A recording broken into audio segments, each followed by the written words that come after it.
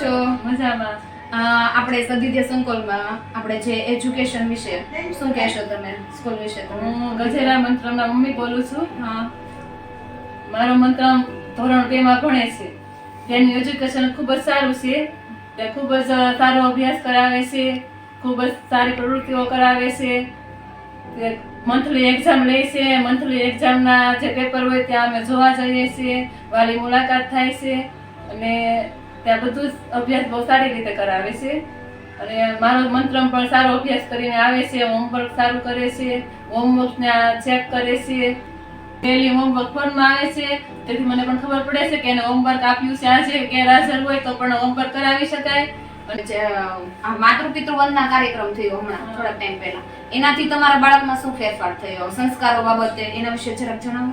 એમાંથી એને એવો એટલો ફરક પડ્યો કે મને પગે લાગતા થઈ ગયો અને બહાર જાય કે જય શ્રી કૃષ્ણ કહીને જાય છે અને આદર અને સન્માન આપતો થઈ ગયો છે. પણ બહુ ખૂબ જ સારું હતું કે આ મંત્રમાં ભાગ પણ લીધો હતો અને એમાં તે વિજેતા પણ બન્યો હતો અને એમાં વાલીની રમતો પણ હતી, એમાં પણ અમે ભાગ લીધેલ હતો અને ખૂબ જ મજા આવી હતી અને બાળકોને પણ ખૂબ જ મજા આવતી હતી એમાં રમત ઉત્સવમાં. અને એમાં જે એને ઘરે આવીને કે અમને બહુ જ મજા આવી, ખૂબ જ મજા આવી.